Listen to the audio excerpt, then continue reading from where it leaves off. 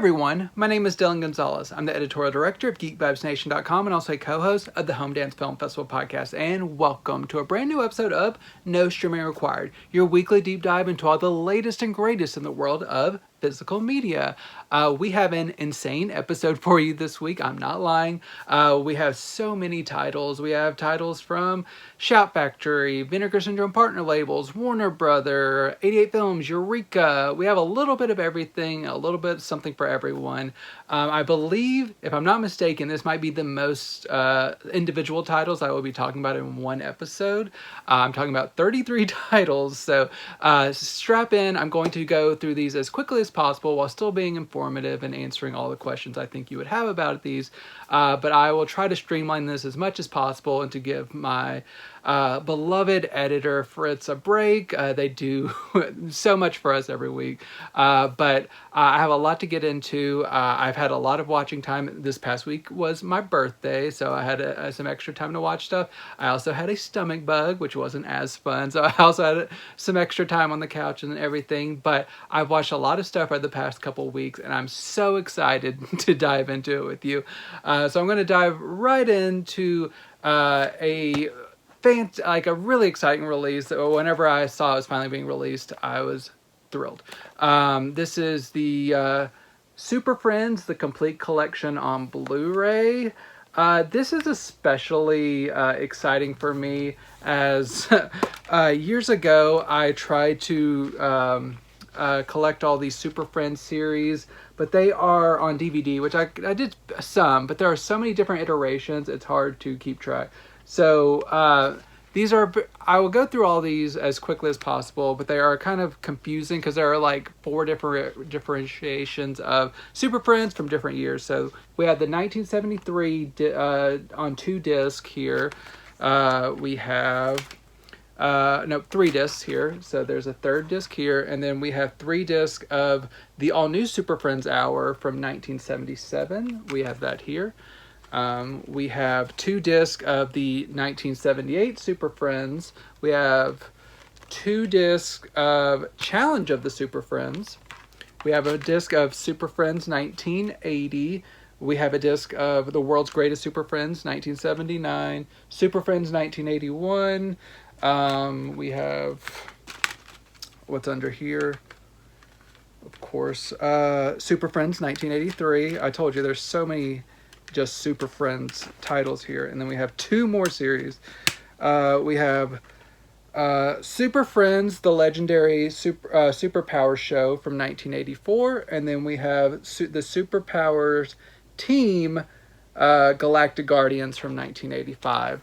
So those are all the individual series that we have collected into this box set, which is a monumental feat in and of itself. Anyone who tried to collect the DVDs, you would know that it was maddening. There were also double-sided DVD discs that probably have disc rot now based on Warner Brothers track records. I haven't checked mine in quite a while. But just having these all on Blu-ray or in just one packaging with single-sided disc is enough. They do have that on DVD, a complete collection, but they have upgraded this to Blu-ray. If you're a superhero fan, I think you will be very pleased. This is of the variety of different tones. You have the kind of the earlier stuff is very cheesy, and there's different segments and like the Wonder Twins and all kinds of stuff mixed in here. And then there's so many identity crises throughout this series that you just have to be on for the ride. Not all of it's great, but all of it's interesting, if that makes any sense. There's the iteration where there are superheroes like interjected into like classic tales, like kind of a lore, like if you want to see some like of your favorite DC superheroes injected into like the Lord of the Rings universe, you had that on one of the shows, like different kind of like tales like that. And then you also get some interesting like darker material that's kind of like a precursor to something like the Batman the Animated Series, when you're getting more towards the 80s stuff. But all of it's interesting, and all of it is it has that classic 2D animation that I love, and is now presented in high definition. Is it perfect? No, because we're talking about the more recent Warner Brothers team, not Warner Archive, Warner Brothers animation team, who they love to spiffy up an HD transfer, which we love. We love cleaning up all the dirt and stuff, and leaving the appropriate amount of like dust cells to like keep the animation cells as they were, but there is some DNR applied that makes it like spots a little bit too clear and crisp, and like there's a little bit of detail scrubbed away, but it is not egregious. It is not as bad as some of the discs that we've seen from Warner Brothers in the old school animation department. So overall, this is a really fantastic release. I will be glad when we get past the time where Warner is remastering everything and just like DNRing everything. I hope they can start to get back to like the Warner Archive ethos, which is preserve everything and kind of make the animation look as authentic to the past as possible. But all these are in HD. They look very nice. The colors are fantastic. Everything looks very nice. This is DTS 2.0 audio, so you get lossless audio.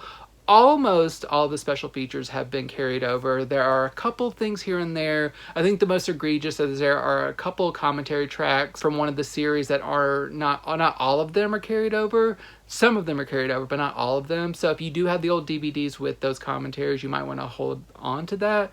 But just you might want to double check your special features before you get rid of any discs. Most of them have been carried over though. And just having this all in one set is fantastic for fans. So if you're a superhero fan, I think it's a no-brainer. I hate the DVD packaging, I'll be honest. I wish this was Blu-ray packaging, but the main thing is I have it on my shelf. I don't have to buy like 10 different series like DVD discs. It's all in one, and it's just I love these old school animation like DC shows. And I know you probably will too. If you're watching the Geek Vibes Nation podcasting channel, then you're probably in love with superheroes, and I think you'll love the Super Friends Blu-ray set. It's well worth the investment for just some really, really fun times. Keeping on the superhero train from Warner Brothers, we have the 4K Ultra HD release of Justice League Crisis on Infinite Earths Part 3. This is the concluding chapter of the series that launched earlier this year. I've covered the other two on this channel as well. So this is the third iteration. This actually was released at the end of July, but I didn't get this until more recently. I'll explain why in a little bit. But that's the interior. But this concludes the Crisis storyline that if you're a comic book fan, I will not say that it's like completely in line with what we get in the comics. So a lot of people are irritated at this, and I will say it's not a clean landing on this. There's some good moments in here. There's some interesting bits of fan service, but mostly it's very messy. There's a lot of stuff thrown into this last chapter that I don't know what they wanted us to take from it, and there's just all scatterbrained and all over the place, and they just kind of throw things in there for references and then take it away from you because this is like the Anti-Monitor destroying world after world. So you'll get to see a lot of cool stuff and then ultimately see everyone like in that universe die. So just be aware that there's a lot of heartbreak in this, but a good kind of heartbreak, because if it was earned and it made you feel something, I think that would be worth it. But it seems a lot of like cheap heartbreak, like just like, hey, remember this? We're taking it away from you, instead of like building up to an emotional sacrifice, which there are supposed to be some of those. It just doesn't completely work. This trilogy has been very iffy, to say the least. There's been some good stuff, there's been some bad stuff. I was hoping it'd land it in this finale, and it didn't quite land it. If you've been collecting it, I think it's still worth seeing it to the end, but I think they just kind of wasted this whole Tomorrowverse universe that they created a couple of years ago that they've been building off of. In this, they just kind of ruined everything that kind of came before, and just like I'm interested to see how they build like a new universe from this, but this isn't the conclusion that I wanted, honestly. The 4K the 4K presentation looks very nice. HDR10 looks good. DTS 5.1 sounds good. Caveat to that, I'll talk about it in a second. And then there's a couple of featurettes. So as I said, this was originally supposed to come out. This was originally out at the end of July, but my copy I was going to get got delayed because there was an audio issue. That's all the email said. until I finally got a copy a few weeks ago. I was sent a Blu-ray copy, but I'm a 4K guy, so I also purchased a 4K copy. So that's this steelbook here, the 4K copy. So what I have found out is, I'm not sure if this is the only audio error, but the audio issue seems to be that the Joker voice that is used at one point between a Batman and Joker fight, which I believe is the last voice performance of Kevin Conroy, it's supposed to be opposite of Mark Hamill. The voice used for Joker originally, before the correction, was a Batman the Animated Series temp voice, that was supposed to be replaced by Mark Hamill's voice, and it did not get to. The digital copy has at least been replaced with the Mark Hamill voice. I think new copies of the Blu-ray in 4K have supposedly been pressed with that new voice, the Mark Hamill voice. This batch that I got from Amazon did not have the updated voice. I learned most of this from various forums and stuff, but from what I compared the voice like samples and stuff, I definitely had the older disc. Warner Brothers is said that they are going to replace these copies.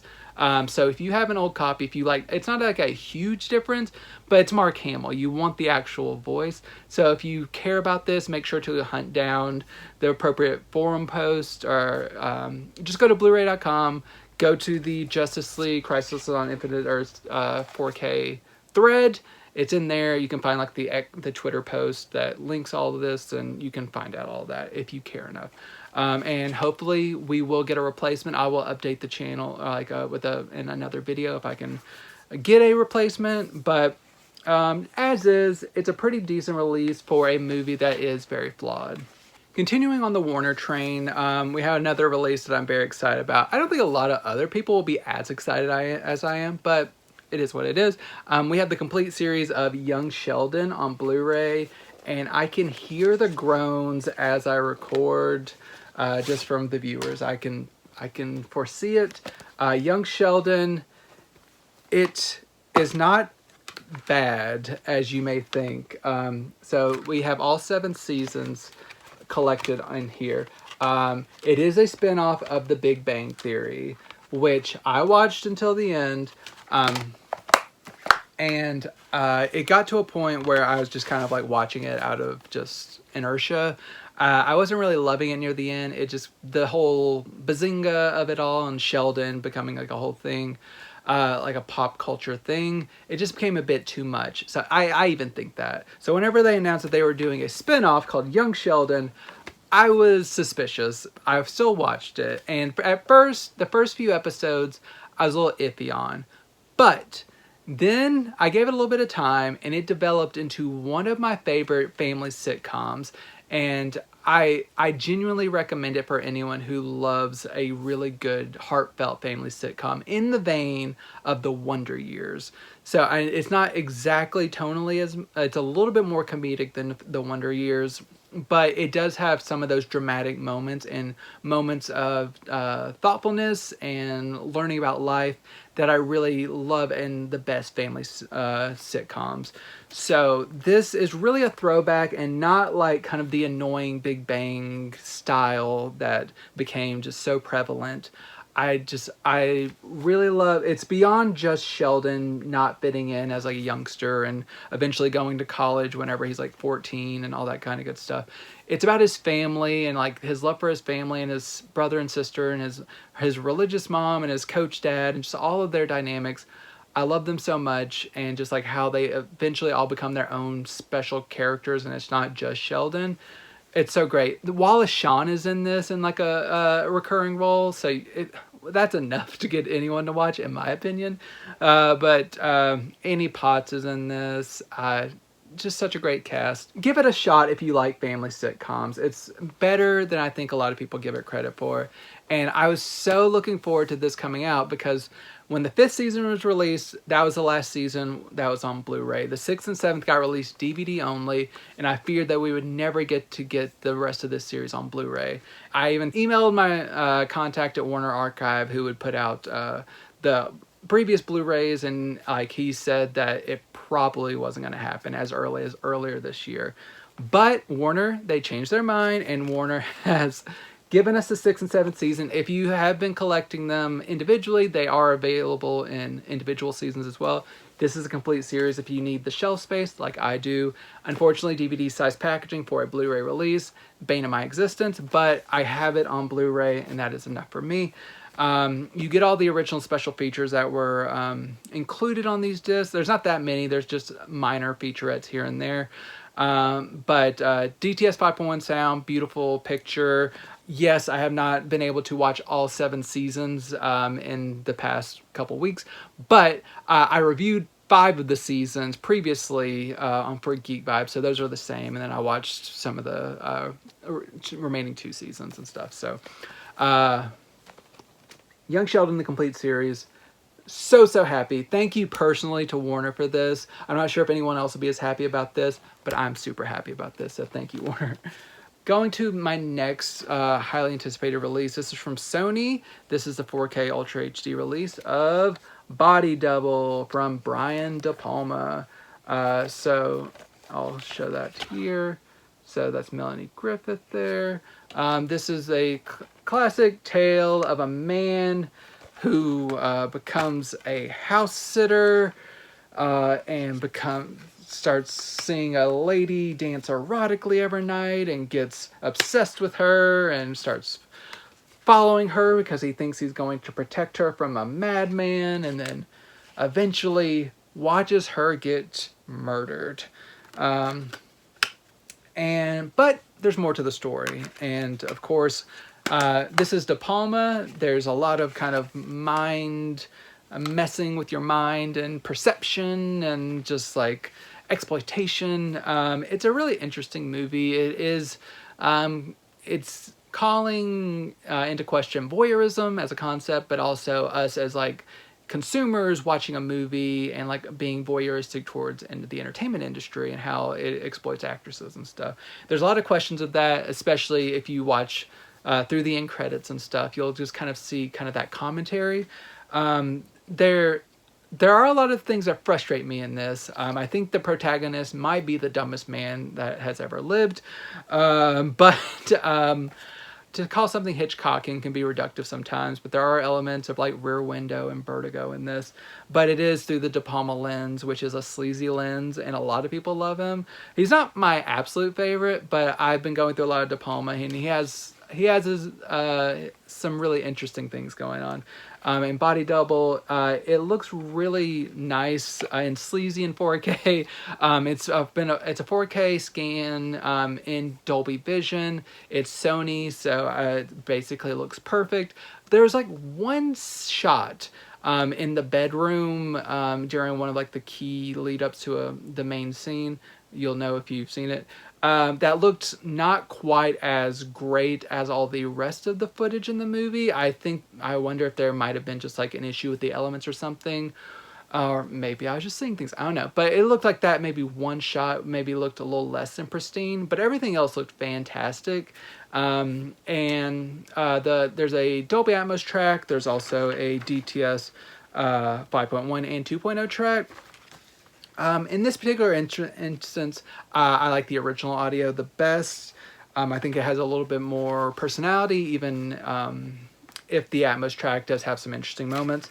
There is some archival interviews that have been newly released and uncovered and released for this. You had the Frankie Goes to Hollywood Relax video. You have 4 archival featurettes as well. This is the 40th anniversary, and I think Sony has treated this well. You got a very nice steelbook. And yeah, if you're a De Palma fan, you've been waiting for this, and you can finally get it in its best form. Staying on the De Palma train, going over to Shout Studios. This is released from a couple years ago. I bet I'm on a De Palma kick. It is Femme Fatale with Rebecca Romijn and Antonio Banderas. This is the one that people say was maybe like De Palma's last great movie. I'm not sure if I would call it great, but it's definitely intriguing. And this one, I believe, messes with your mind even a little bit more than Body Double does. Starts off with a really, really great heist during the Cannes Film Festival. And then you just have Rebecca Romijn, to not give anything away, time jumps and kind of spiraling and assumed identities and sexual escapades and another takes on voyeurism and photography and all that stuff. It's all the De Palma staples.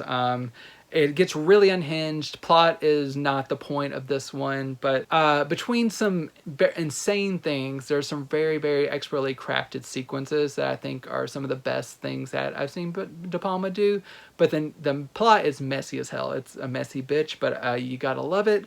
Don't love it, but you gotta love it because it's like just De Palma just doing the most. And so I respect it. This had been long anticipated. This did come from a 2K scan of the interpositive. It looks very nice. There are some like kind of intentionally stroby highlights during the can sequence from the lights, but everything else looks it looks as intended. It looks really nice. 5.1 and 2.0 audio. You do have a new interview with Greg Henry, who's also from Body Double.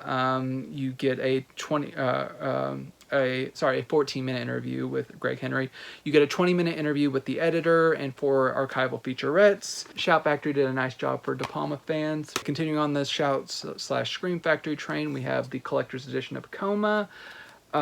This is a Michael Crichton film, who of writing Jurassic Park fame, is a medical thriller that was very popular when it came out in the 70s, co-starring Michael Douglas, starring Genevieve Bujold and Michael Douglas. This is about a doctor who kind of goes down kind of like a conspiracy thriller type of learning about this medical conspiracy that confirms all your worst fears of like whenever you go into the doctor, and especially if you go under anesthesia, what happens. And this kind of like takes that to the most extreme of, I won't spoil what happens, but I would just say people are going into comas and they are not waking up, and this woman wants to know why.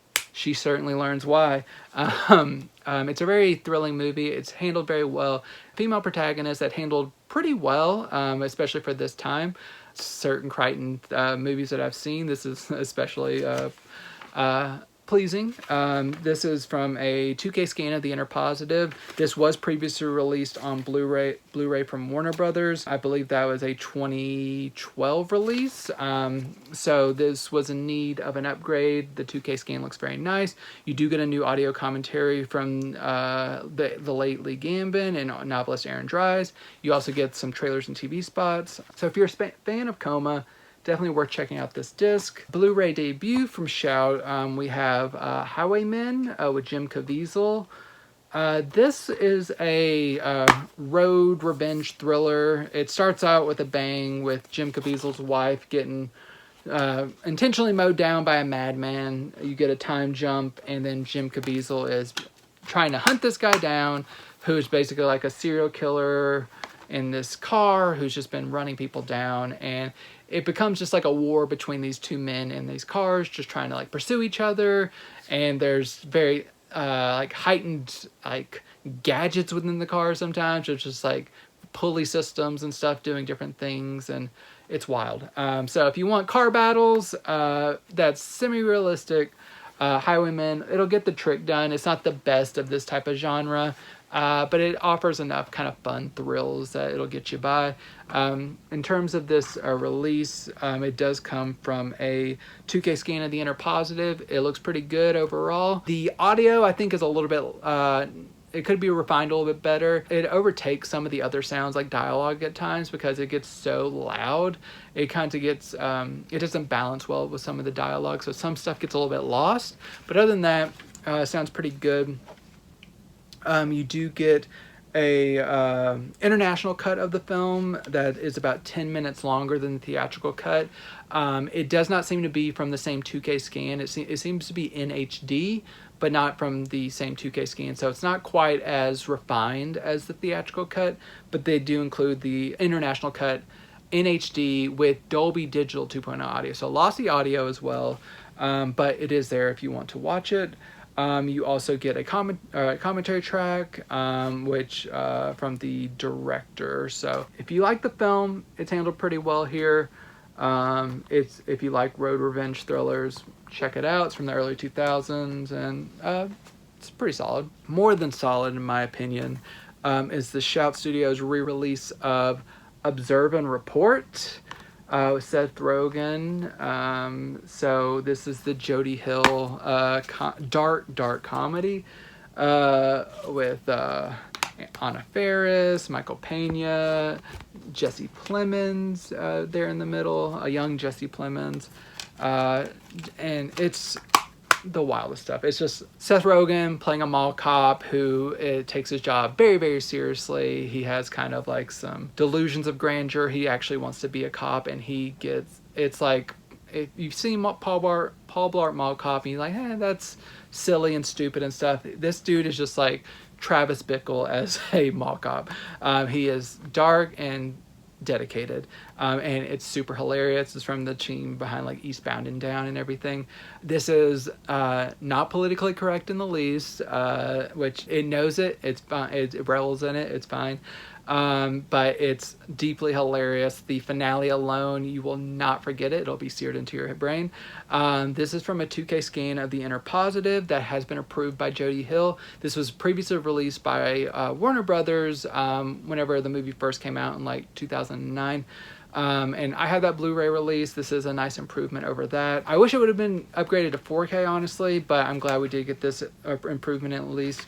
It carries over all the previous special features, but you also get a new 21-minute interview with Jody Hill, which is very, very much worth the price of admission. So if you want upgraded picture and a new interview with Jody Hill, definitely get the Shout Select Observe and Report. Heading to a back-to-back anime releases from G-Kids.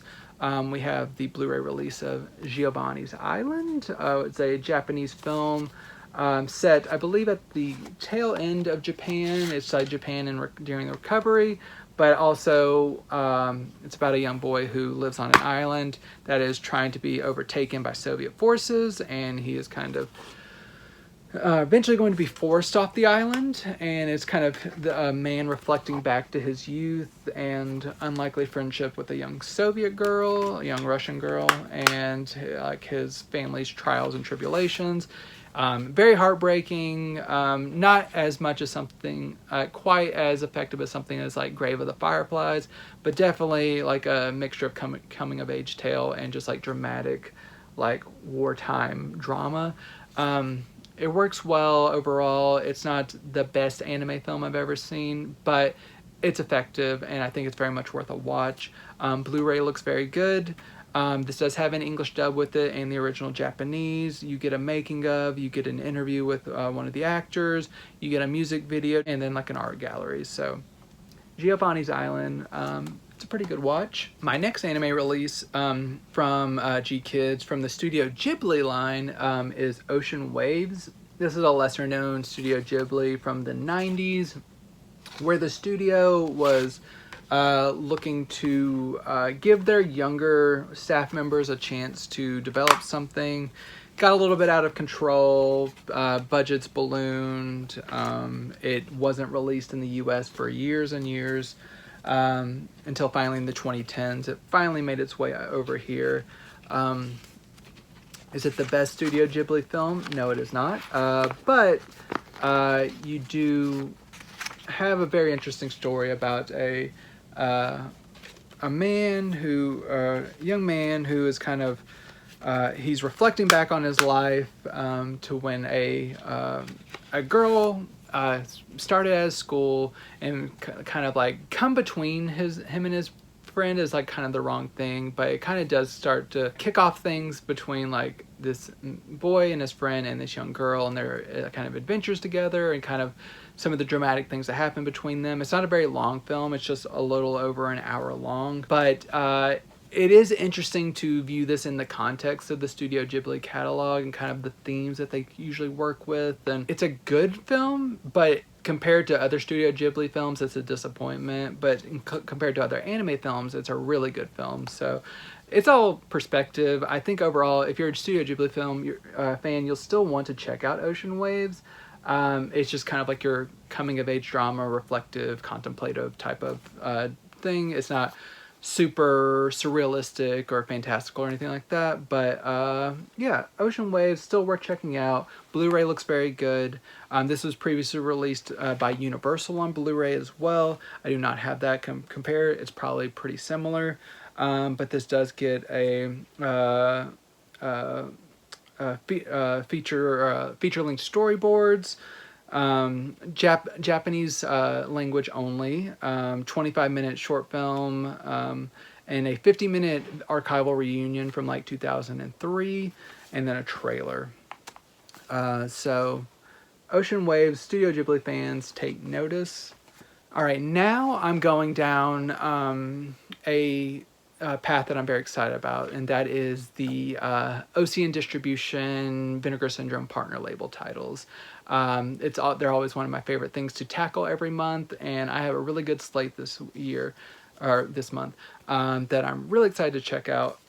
And my first title, and I want to give a shout out to someone, but my first title from the Cinematographe line is Go Fish, and I kind of stumbled on that because I've been calling it the Cinematography line since it launched in January, and you don't meet very many kind people on the comments in the internet, but someone on Reddit politely told me maybe I should look at my pronunciation of this, because it is actually a reference to the Lumiere brothers invention, and not just a way to say cinematography.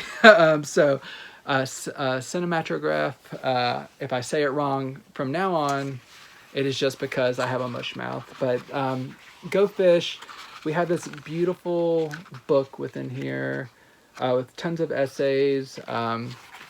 So we have essays from a couple different people I know. So I know we have essays from Jordan Searles and Kyle Turner and Jenny Olson. So some great essays, and then we have just the classic Cinematographe packaging here, and there's the J card that is included. I got 31 out of 4,000.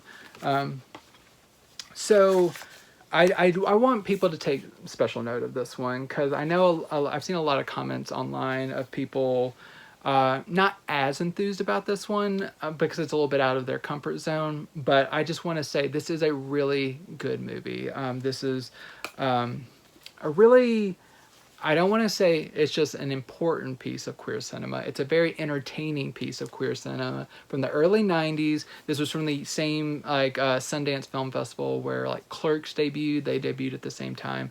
That one obviously got a lot more attention to it, but Go Fish is well worth its attention because it is a very much in the same vein of just like a very talky drama, broaching a range of issues, but the main storyline is just like these two women who are not necessarily going to not necessarily at the same place of just like interest in one another. They're kind of unlikely lovers, I would say, but once they do kind of end up in a situation where they kind of go out on an outing together and they start to develop feelings for one another, it is like they have kind of different issues kind of holding up their development. Like there's each of them have like, one has like a long distance girlfriend who it's kind of, they have a complicated relationship with. And then our main character, she is very just hesitant to kind of get into anything, and just very, she doesn't like putting herself out there that much, and her friends are usually kind of egging her on to do stuff. So it's like kind of their like tentative relationship developing in just very deliberate ways, but while also in the background of like all their friends having their own issues and just kind of like different asides and interesting funny conversations. One of my favorite bits in the whole entire movie is kind of like a lesbian trial, where like they are arguing like whether you can call yourself a lesbian if you like to like have recreational sex with a man, like and just kind of like that conversation that yields from that, and just like the different perspectives that come. They're very hilarious, but also very insightful, especially for the time, and just how queer identity has evolved over the decades. This isn't like the ultimate like text, but it is just interesting to see where things were at the 90s. It was especially progressive in the 90s, but just like how that conversation developed, and just how it is very funny, and it's approached in a very kind of I am a cis hetero man, so I have my own perspective going into this, and kind of gathering all, like kind of hearing all this information and interpreting it and stuff. But I found it very accessible and very inviting, and just like it's a very funny film. I love independent cinema, especially from the 90s, and it's a really, really funny one. Black and white, very run and gun, 16 millimeter, and it's composed very well. And I want to say one of the stars is the co-writer of American Psycho, so that's a little bit of a fun trivia. And along with other movies like the Notorious Betty Page, which I hope someone gives a Blu-ray release at some point. This is a really special movie. It's not as kind of this is the first female-directed movie from this line, so I don't want it to be overlooked just because it's like directed by a woman or that it's queer cinema, because it is very much worth your time, and I hope that people go out of their way to check this one out. This does come from a new scan. It's from a 4K restoration of the 16 millimeter negative. It looks very nice, crisp, black and white, like no blown highlights or anything, deep dark black levels. Any damage seems to be cleaned up very well. Everything seems to be kind of kept together very well. You also have 2 commentary tracks and 4 new interviews with the director and some of the stars, including the American Psycho writer that I told you about. Very much, if you've been collecting all the Cinematographe titles, keep on doing it, because this one's a special one, and very much worth checking out. Heading over to another great partner label. This is from Memory. This is Dogleg. This is a more recent film. This came out last year, I believe, but it had been playing on festivals before then. Here's a booklet. This is about a LA filmmaker whose girlfriend goes out of town, leaves her dog with him, and while she is out of town, he is planning on hopefully finally completing his film that he's been shooting for several years. Goes to a gender reveal party, ends up losing the dog, and all hell breaks loose. And it's just like him trying to find the dog, trying to complete his short film, and there's just like all the colorful characters that he meets along the way. There's also this is kind of a take on independent filmmaking and the kind of the Herculean task it is to complete a film.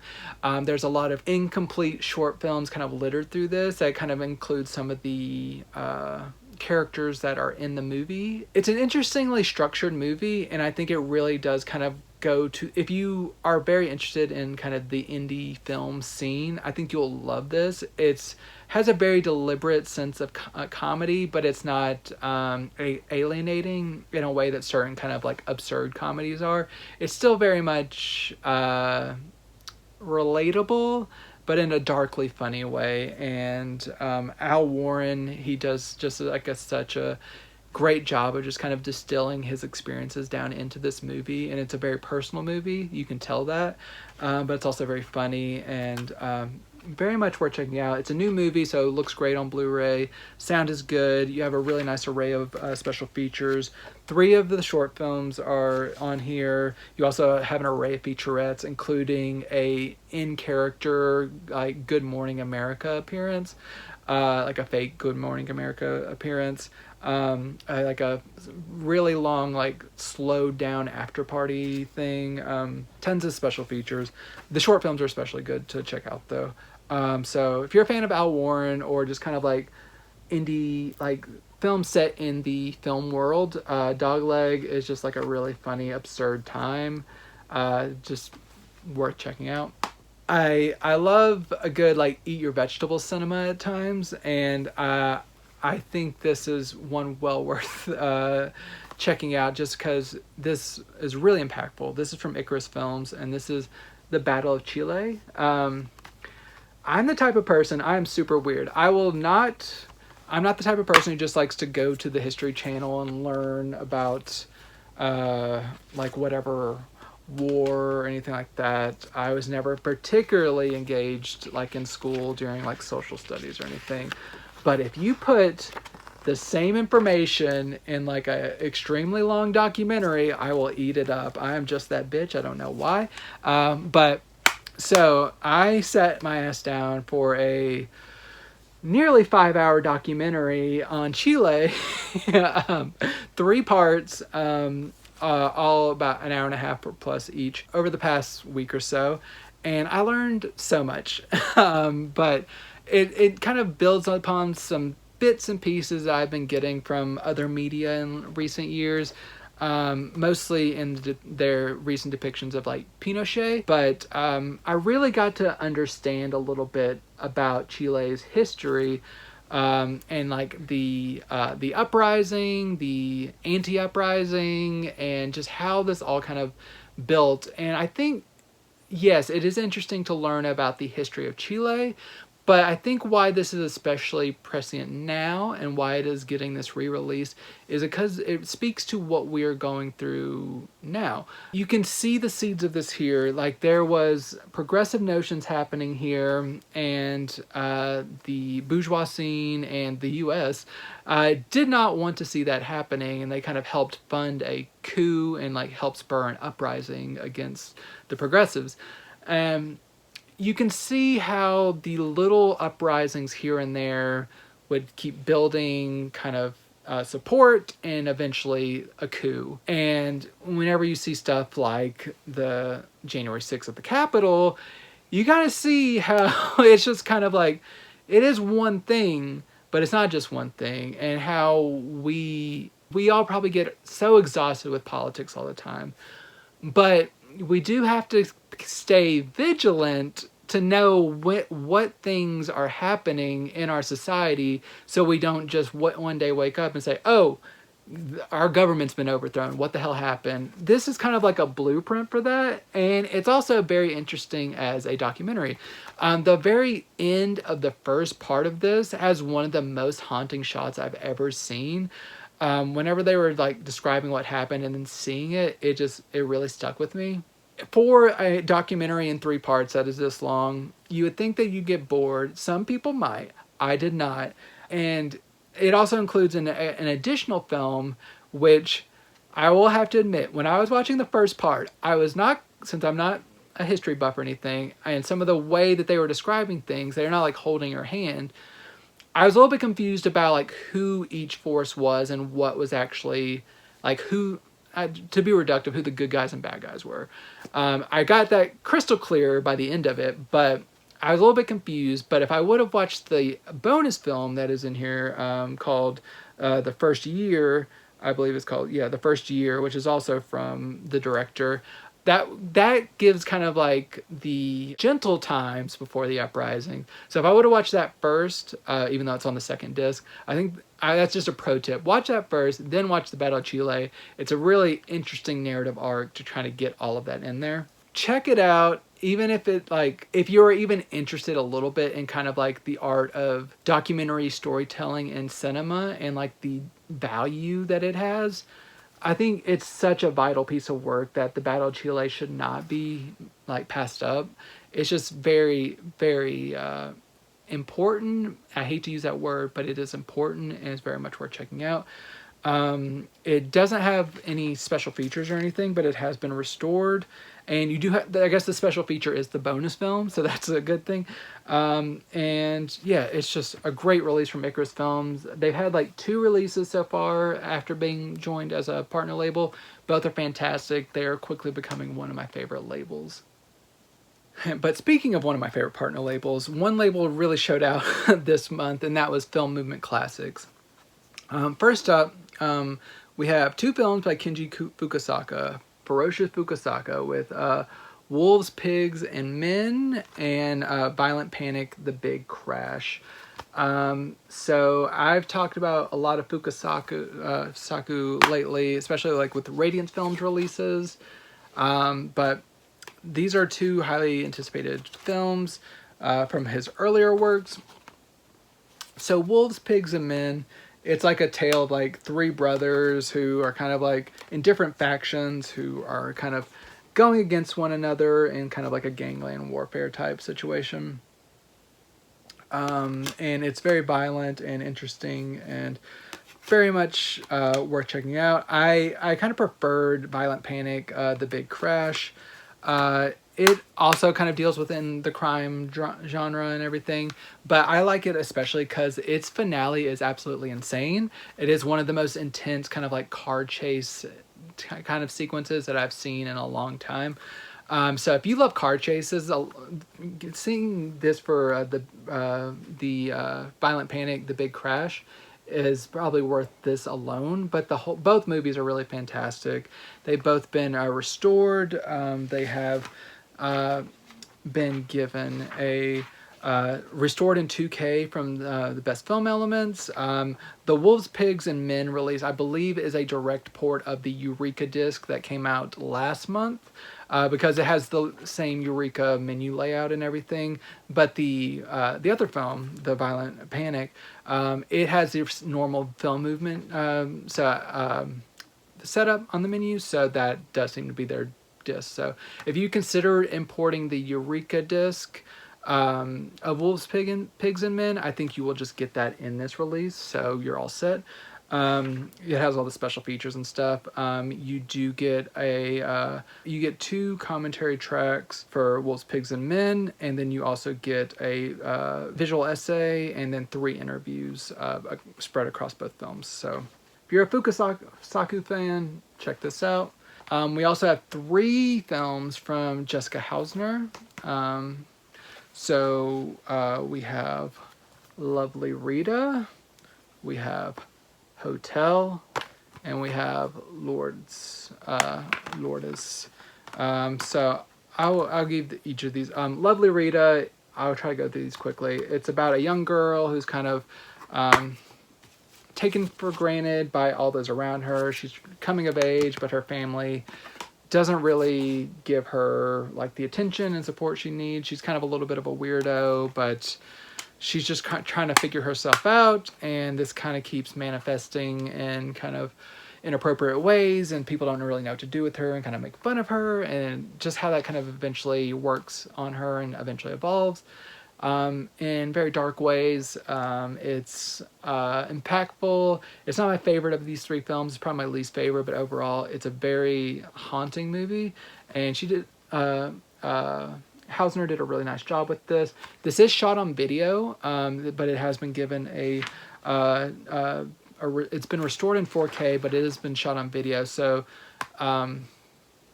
it only can look so good being shot on video, so have your expectations in check. But if you know that this is shot on video and it's being restored in 4K, just know it will look as good as it possibly can. It sounds good. You also get an audio commentary from Hausner, and then her debut short film, Flora. So yeah, Lovely Rita. Good start from Hausner. Even better, in my opinion, is her follow-up, Hotel. This one is shot traditionally, I believe, on film, if not digital, but I'm pretty sure it's on film. Yeah, because it's been restored in 4K. This is about a young woman who goes to work at a remote hotel. doesn't know anyone there, and just kind of the weird things that happens while she's there, and just this kind of delves within like the folk horror realm a little bit, but it's not a full assault. None of Hausner's films are fully like full assault. They're very meditative and very slow, so I think that might alienate a lot of people. But if you were on board for this, I really love how this ends. Especially, it's only like an hour and 15 minutes, so it's also very short. But I don't know. This one just really hypnotized me, and it was especially just effective. So Hotel, I really like the new 4K restoration looks very nice. Sounds good, and then you get an audio commentary from Hausner. And then new to film movement, but had a previous Blu-ray release about 10 years ago, is Lourdes. It's about a woman who's in a wheelchair with MS, who goes to this holy retreat to kind of like pray at this site and kiss holy rocks and all this stuff, in hopes of getting healed and everything, and which all these people around her are doing.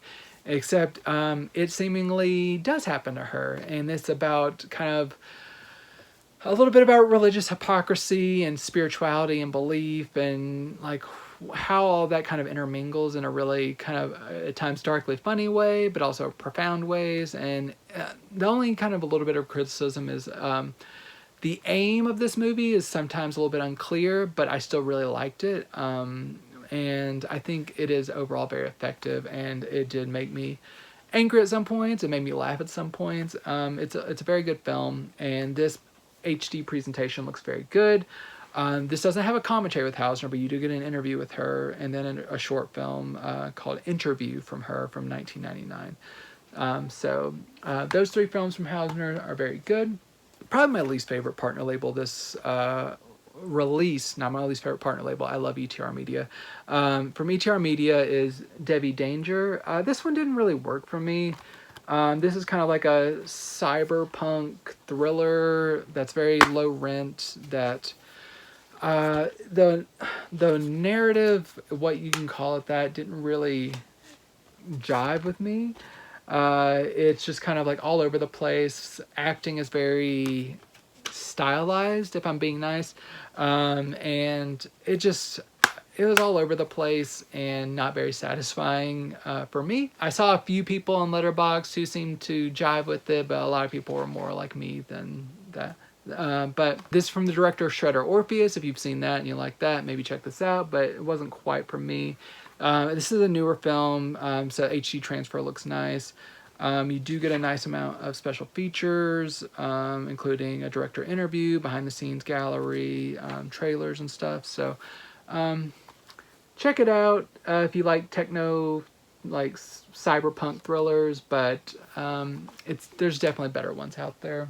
Going back to Shout, this is some of their, these are burn disc, but some of their manufactured on demand releases. So smaller batch releases. First is the Jim Gaffigan dramedy Linoleum, more so drama. So this is a really good performance from Gaffigan as a scientist who hosts a Bill Nye-esque show, who experiences something strange one day that spurs him to hopefully build a rocket to go to space.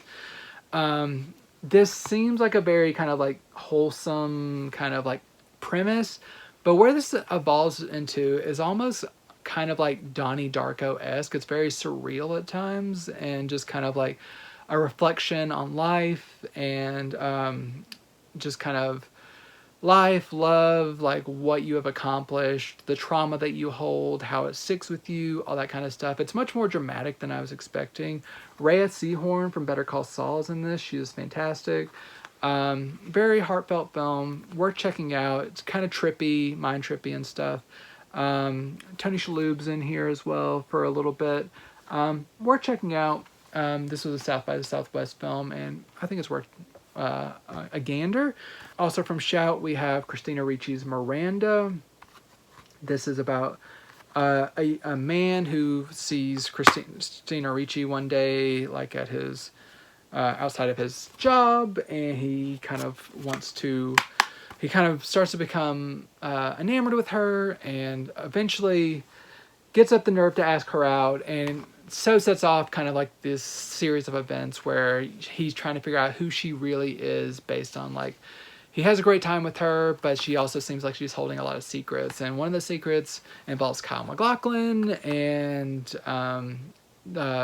John, the late John Hurt, and it's not a perfect film, but it's kind of like, it's an interesting, engaging film because of Christina Ricci, in my opinion. I love Christina Ricci, so I'll watch her in anything, but she does not always make the best choices, so she makes this watchable, but she doesn't make it fantastic.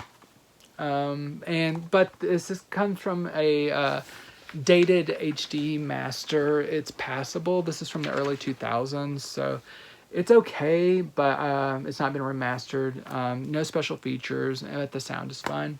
My next film from Shout Factory, I've been requesting this for literally years. I've contacted several different labels asking them to release this, and finally, Big Fan with Patton Oswalt has been properly released. It was released previously on a burned Blu-ray disc. I did not really feel like getting that at the time, so I'm glad that this finally came to a proper press disc. This holds special place in my heart because I don't live in like the biggest city. I live just outside of Nashville, but they have a really great independent cinema called the Bell Court. And the first film I ever saw there when I was in college was Big Fan. And it just kind of opened up the world of independent cinema in my city. Like, I would always watch indie cinema before that, but just knowing that indie cinema was near enough to me that I could go to it, I started going there all the time. And it just opened up things so much to me. So it just really, like, this film in particular just spurred me on to that, and it's a really good film as is. Patton Oswalt, I was a big fan of his, and he does a really good job in this as like an obsessed sports fan who just kind of gets overly involved, gets himself always calling into sports talk shows and stuff, until one day he gets a little bit too involved in one player's life, and it kind of spirals his life out of control. And it's just really a drama about what happens to sports fans whenever they get overly involved in like their fanaticism. And it's not like as dark as something as like a person with like kind of like a mental illness is like this is the second time I mentioned like a taxi driver or something, but it is a very effective movie, and just kind of Patton Oswalt does a really good job in this. This also doesn't seem to be a new transfer, but it holds up very well. It's just like a nice HD transfer. No special features, but the sound is also good in addition to video. Another indie gem that I'd never seen before, but I've been really looking forward to, is the HD debut of Clockwatchers. So we have like Toni Collette, Parker Posey, Lisa Kudrow, and Alana Ubach. My apologies to Alana. I do love her. Her name is not as ubiquitous to me. So this is like this looks like it would be just like simply like four girls working in an office, like having fun together, and just like forming a bond in the office, trying to get through the office drudgery and stuff. Their own office space. There are moments of that and stuff, but this is really about how office culture kind of like bullies you into submission, and kind of like tries to break your spirit by like anytime you find something to appreciate in the office, they're just like, take it away. This is a really interesting movie because of that, and this is directed by a woman. It's directed by Jill Sprecher, and I think she explores that female friendship and dynamic very well, how it evolves, how it falls apart at times, and the realities of life. And I think that's what makes this like an especially special movie. So I've been hoping to see this for a while. Glad it's on Blu-ray. Older HD master, but holds up very well. No special features, good audio. So once again, they're just cranking these out with kind of older masters, but they are getting these back on Blu-ray or debuting on Blu-ray. In this next case, it's back on Blu-ray, and that is Man of the Year with Robin Williams. This was previously released by Sony in 2020. I do not have that release, but it is out of print now. This has been newly in print from Shout Studios. I believe this is probably being re-released because it's an election year and it's very topical. This is about a Robin Williams playing a Jon Stewart-esque stand-in who people are like, oh, you're so funny, you should run for president. And then he's just like, I will run for president, kind of as a joke, but then he takes it seriously, and then a computer error makes it so he does win the presidency. Kinda. That's part of the movie's plot, but it's more of a drama than you might think. But it's obviously a comedy as well. It's not a perfect comedy. It's kind of like a, oh, that was fine kind of comedy. Laura Linney's in this. She's very charming. Robin Williams does a nice job. If he would have been more funny, like able to be more funny and deliver really good jokes, I think this would have been more considered like a really great movie. But the jokes that he is given as this character doesn't show off his full range of skills. So decent time waster, just not the best movie. Master's fine. Like I said, this was previously released by Sony, so I'm sure they're using the same master. No special features. Fine release. Going over to MGM, similar to probably being re-released for political reasons. Speechless with Michael Keaton and Gina Davis. Also with Beetlejuice in theaters. Michael Keaton is hotter than ever. So we get to see him romancing Gina Davis as rival speechwriters on a political campaign trail. So political relevancy, actor relevancy, we got it all. But this is pretty amusing. It's a decent comedy. This is one that I know my wife had been wanting to watch for a while, so I was glad it was re-released on Blu-ray. It's nothing special, but it's a good time waster, especially if you like the leads. Dated HD transfer, it's passable. Audio's fine, but not anything special either. Just most of these are just like they're putting out bare minimum, but if you want just like an HD version, it does the trick. No special features. So this was previously released by Olive Films. I believe there might have been a couple of special features maybe on that one if you want to look for an out of print disc, but otherwise MGM, it keeps it in print. New from Universal, this just debuted earlier this year on Peacock. You have the first season of Ted, which is the spinoff from the Ted movies. This goes back to him, our main character, as a teenager and his adventures with his stuffed bear Ted, who comes to life and gets into mischief and all this stuff. So Ted he gets into too much mischief at home, so he has to go to school and everything. So it's Seth MacFarlane. You kind of know the humor you're getting if you've watched the Ted movies. It's a little bit funnier at times in the Ted movies, but then also there are times where there's only like 7 episodes, but it kind of extends past its breaking point at times with the length. I think some of these episodes could have been tightened up a little bit, but overall it's a pretty fun time. If you like the Ted movies, you'll like the Ted series, I believe.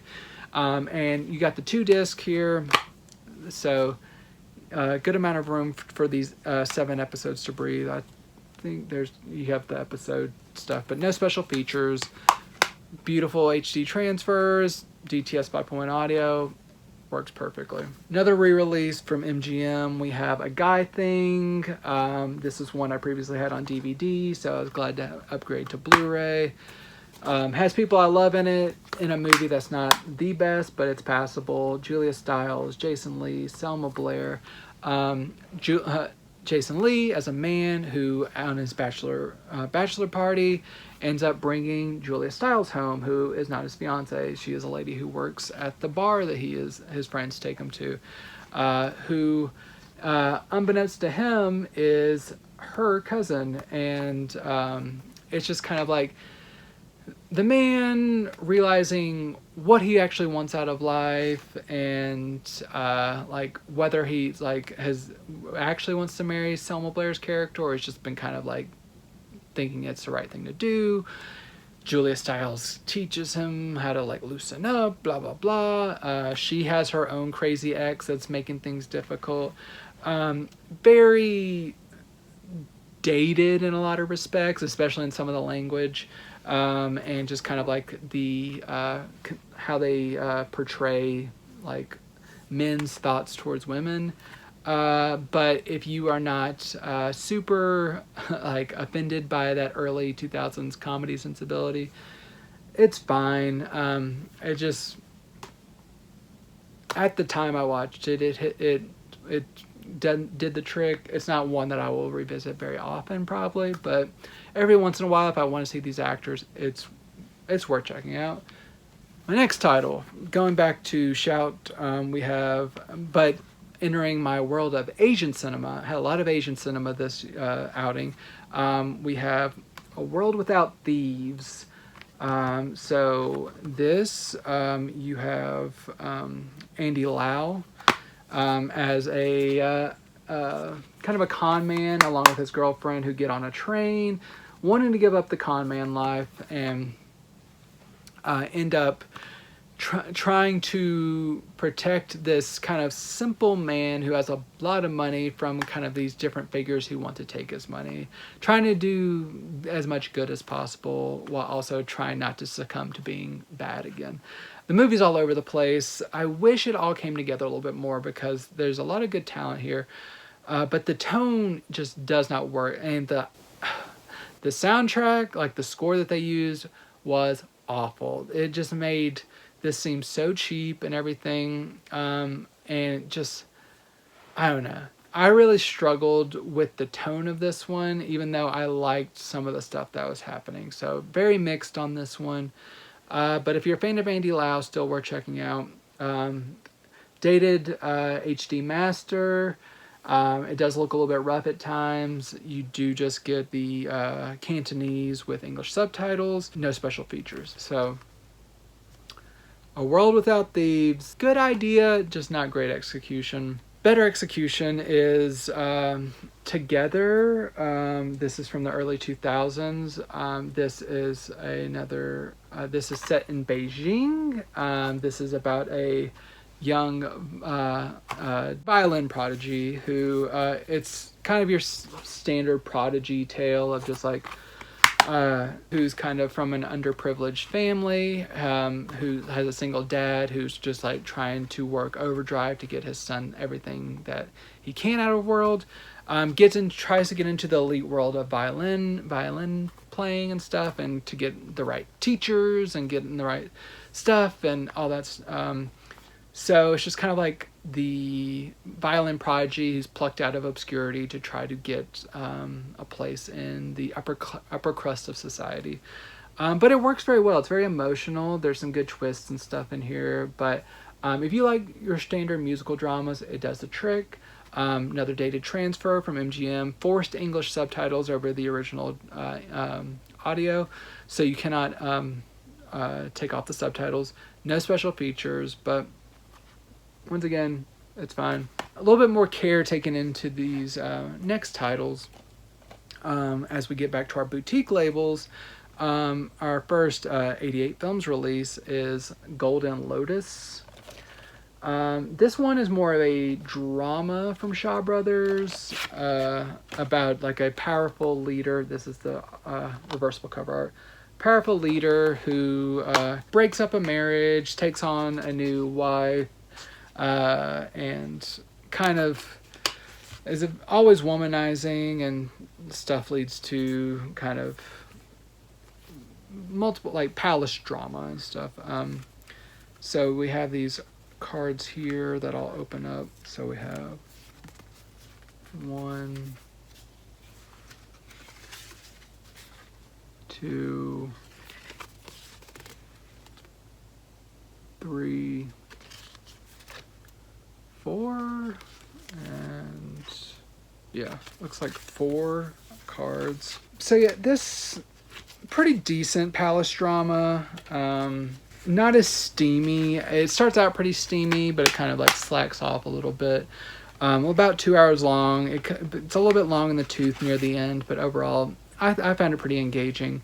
No special features for this one, surprisingly, but you do get an HD master that looks pretty nice, and the original audio.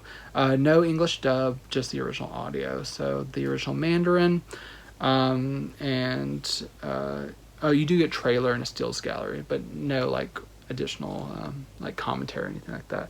So Golden Lotus, check it out if you like Palace Intrigue. Another 88 Films release we have is To Kill a Mastermind. So you see here, I did not reverse the cover art. I apologize. You can see the reversible cover art there. If you want to switch that around, you got more collectible cards here, which I'll open up. Another 4-pack. So we got here,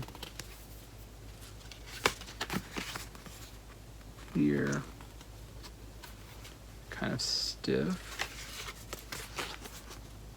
here, and there. So those are the 4 that make this up. To Kill a Mastermind's an interesting one. It's your martial arts tale, but from a perspective of the government is wanting to take out this mastermind that is causing all this crime, but what is not known is the actual identity of this mastermind, because no one in this organization has ever seen this person in real life. He communicates through like these like balls that flow down. So it's like they try to send people undercover into the organization, but what just happens is everyone just starts turning on one another because no one knows who is actually the mastermind, and it just leads to a lot of people dying until the end, where we eventually figure out who is on what side and how that all ends up. What this means is you just get a lot of good fights between people who are very suspicious of one another every 10 minutes or so. So if that sounds interesting to you, good Shaw Brothers fights. To Kill a Mastermind does that trick.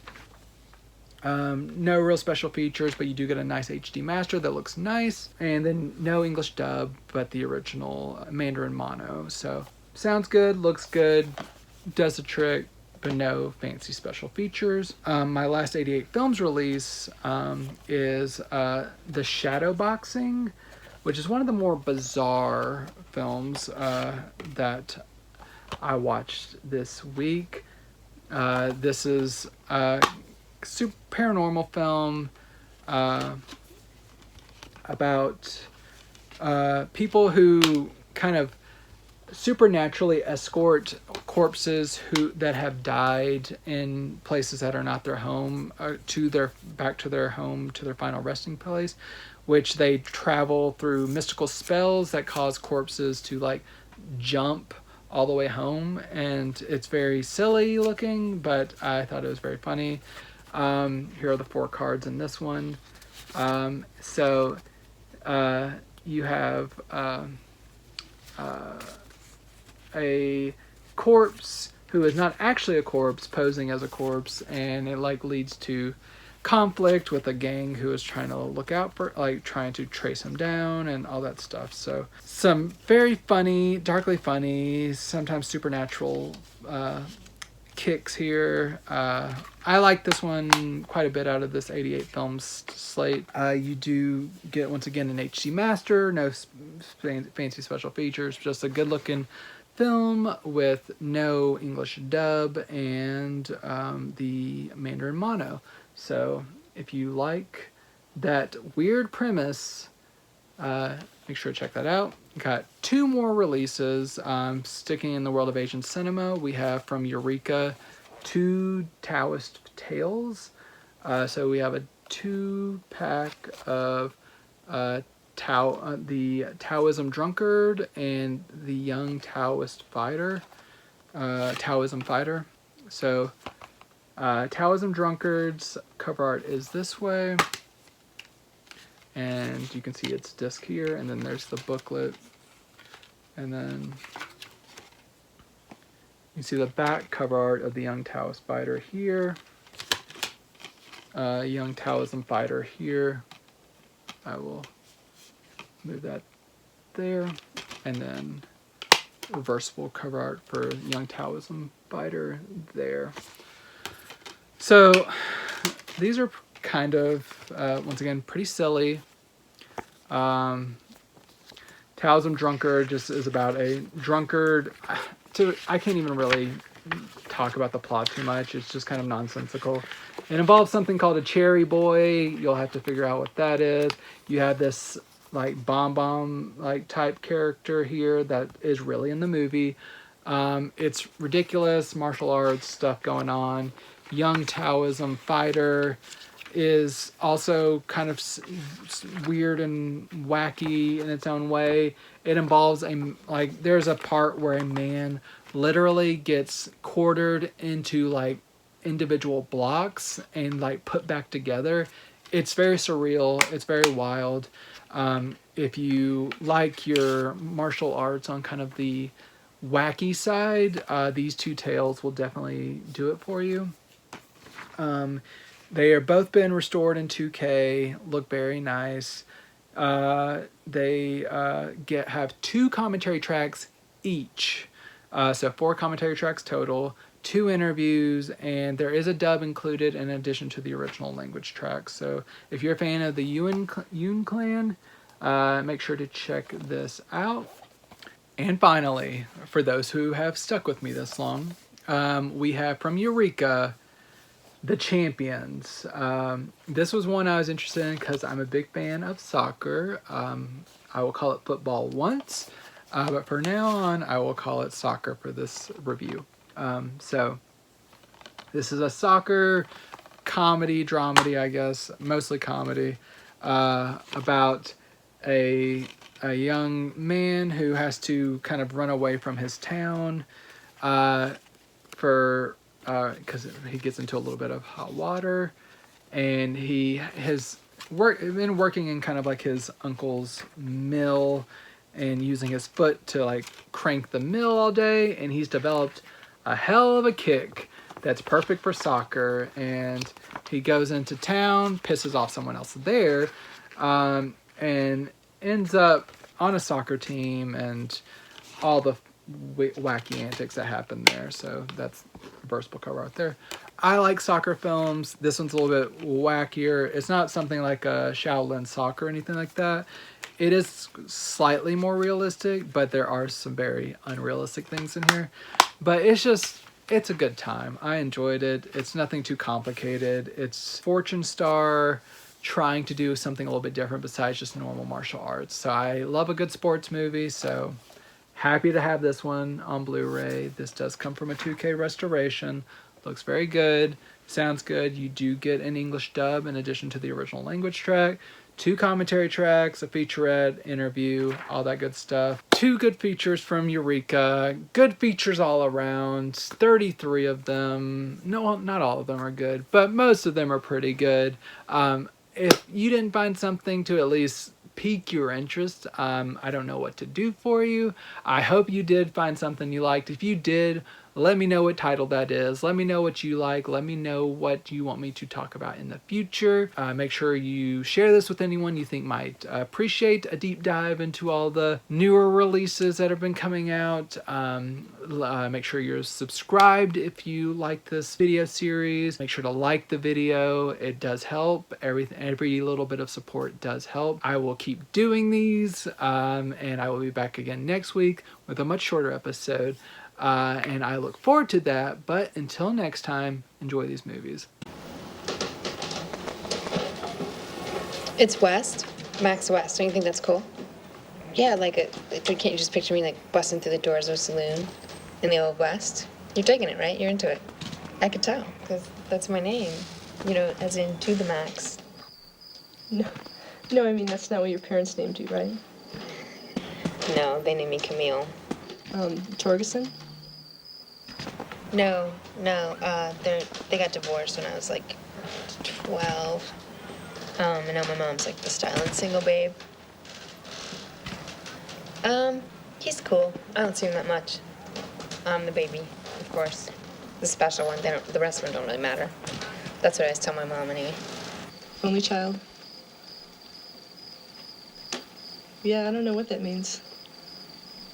There's some psychology about that.